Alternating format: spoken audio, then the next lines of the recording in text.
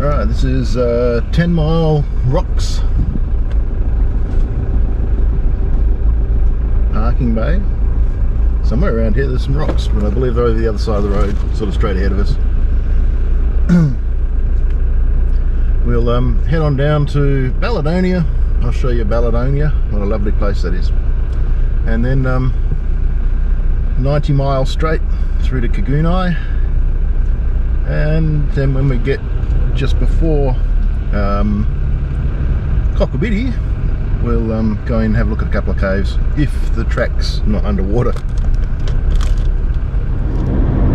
There's another little campsite just up here on the right. I went into the one there on the left, and it wasn't very busy, so I stayed there. Then this one up here, 2 caves on the right, is actually up on top of a hill overlooking one of the salt lakes.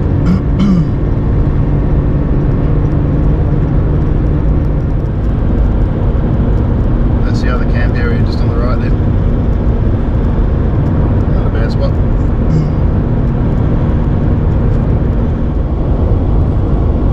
It's closed now. On the right, just up here, there's was Fraser Range, or still is Fraser Range. Used to be a little spot you could caravan park type thing. It was an old station, sheep station. It was run by one of the Christian crowds that were trying to convert the Aboriginals to Christianity. Turn-off's just here. The buildings up there are made of the local stonework.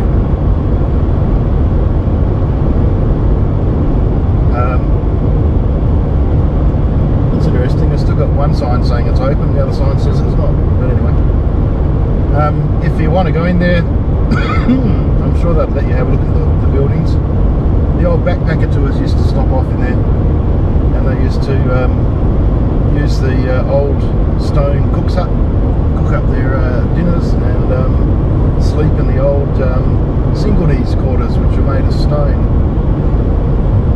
The dam up there too, if they let you in, let you have a look around, go up to the dam. It is handmade by stonework. It's pretty amazing what they did back then. Anyway, I've got about 90 k's to go to Balladonia, and it's a little bit wet. Not raining heavily, but it's just enough to be annoying. Alright, just coming into Balladonia in 300 metres. The sleepy little roadhouse, the next roadhouse down the line, I think it's Couldnt, and that's after the 90 mile straight. So I'm going to stop here, stretch my legs, do all that sort of stuff, and then get ready for a long straight drive.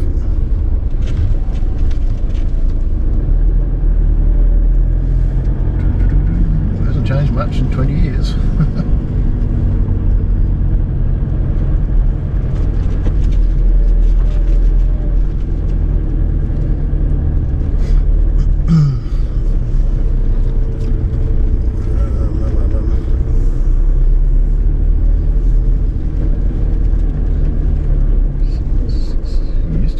Just here.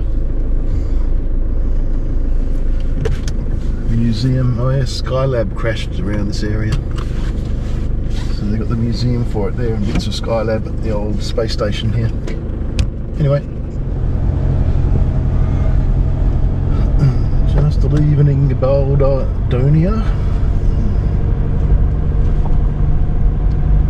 heading down to Couldnt and then to Cockabiddy. Managed to get the weather report here. It says that it's raining at Cockabiddy and there's possible thunderstorms coming in. So I don't know if I'm going to be able to get out to the coast or caves. Don't know if I'll be able to get out to the coast or caves.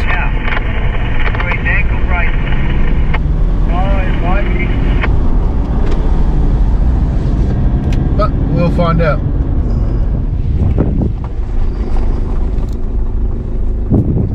There you go, start of the 90 mile straight. 146.6 kilometres till the next stop. Well, to the end of the straight. I think it's about 150 kilometres to couldnt. And it's a dead straight road, as you'll find out.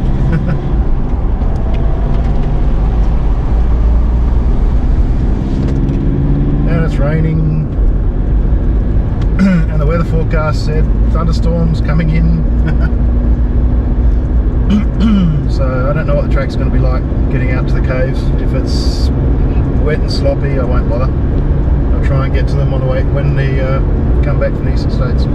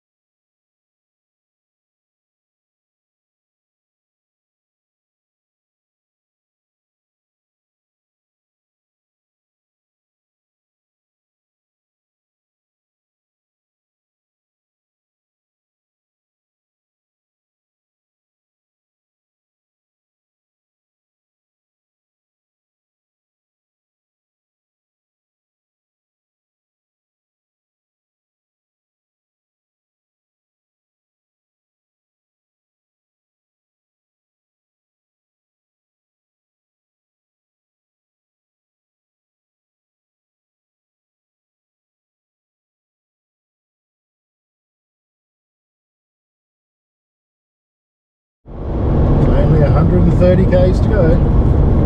Days to go, and you can see the showers of rain moving across the road in front of us. And it's getting less trees too in some areas.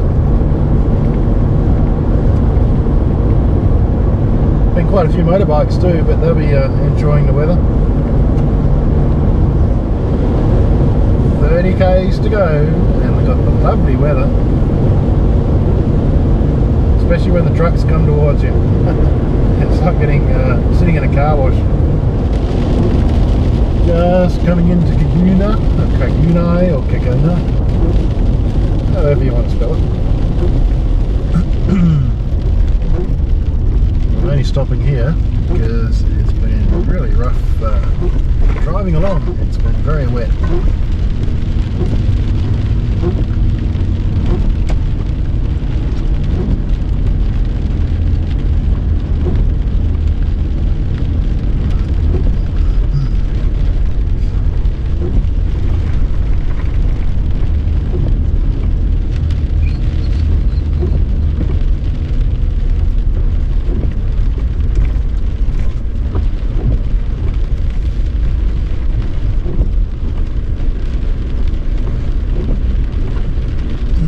So you can stay here overnight if you want, but no.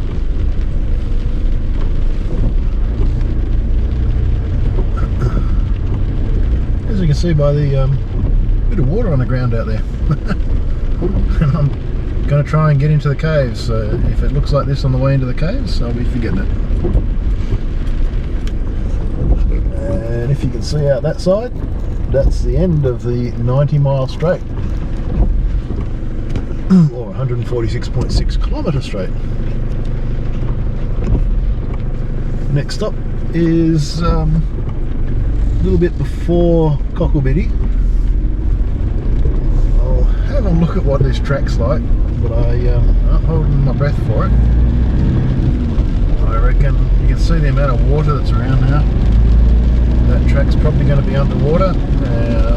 It'll be okay to drive in, but as that water soaks into that soil, it's going to be a real mess to get out of. But we shall see. Alright, just got off the highway. This is the track that goes up to Cocklebiddy Cave and Capston's Cave, I think it is. But there is so much water around. A little bit further up on this track, it goes into a very long, low-lying area, salt plain. Although it's rocky here, up there it could be a little bit too wet. I think Capston's Cave's just here on the left, if I remember rightly. Oh, you can see it up there. Ooh, I don't know. I'll have a look. I know the road's not too bad, and it's only just rained for the last couple of days. But if it looks soft and soggy, I mean out to the front there, to the front right, it looks pretty bad.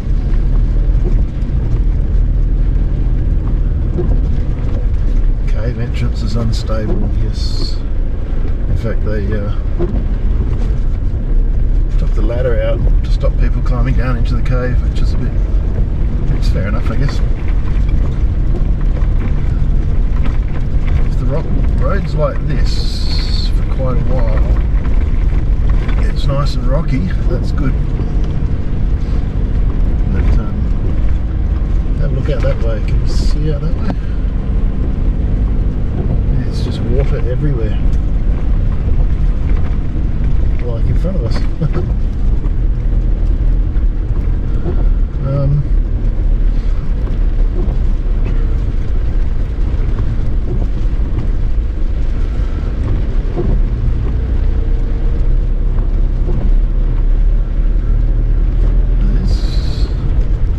It's only a 15k walk to Cocklebiddy if I get stuck.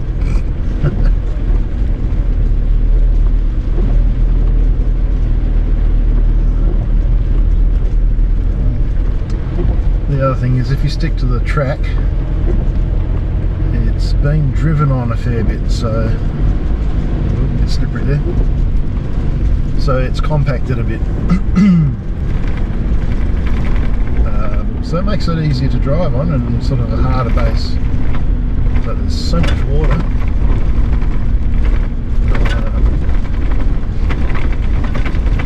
If you went off-road here, over to the right-hand side of us, probably can't see it. It's literally flowing water, a sheet of water flowing over the surface. And now that water's actually going to be going into these caves too, because the caves are at the lowest point. It would be too dangerous to go into them anyhow. And then you get this sort of thing.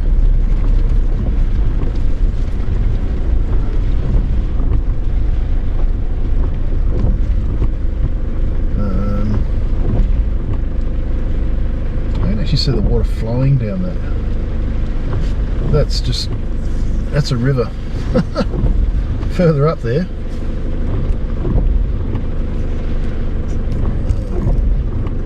just up, yeah, on the bend there, on the bend there somewhere, you can actually see the water flowing back down towards us. Maybe not.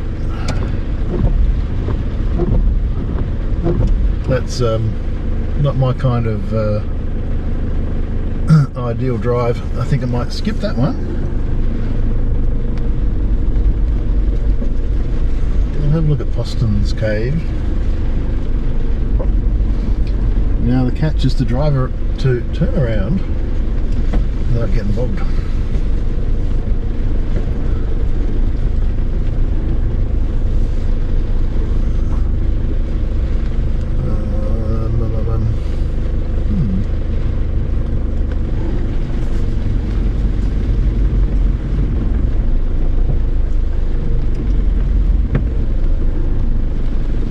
On a rock shelf there.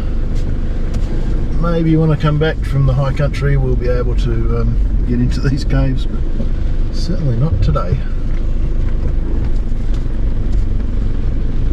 Oh yeah.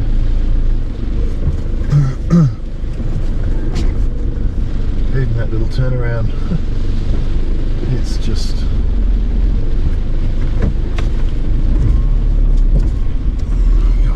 crazy. Very soft off the side of the track.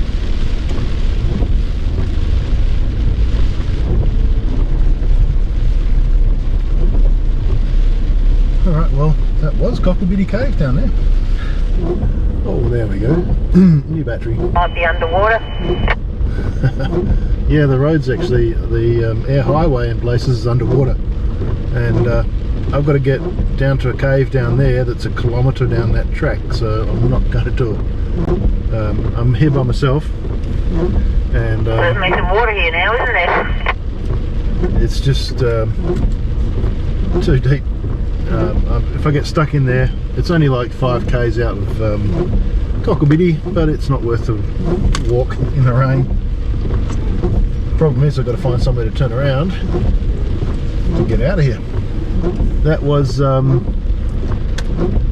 Mara El Elevin Cave down this road here. Gotta love those car washes. It's a pity it's all oil and stuff off the road that's getting blasted on the car though. Anyway, a little bit of a lake out there.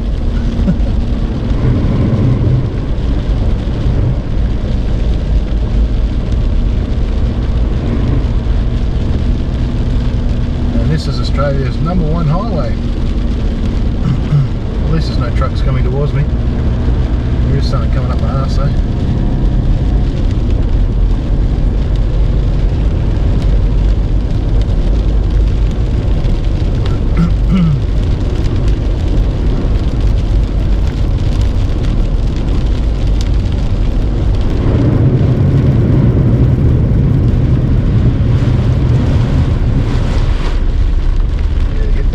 That was actually flowing water over the road. Shouldn't have hit that so hard. Never mind. Hasn't killed it yet.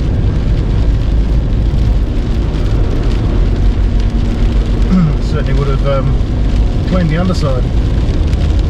And just coming into Cockabiddy.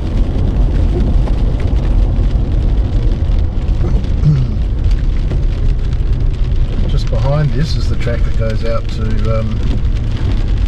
Twilight Cove, but I'd say that it's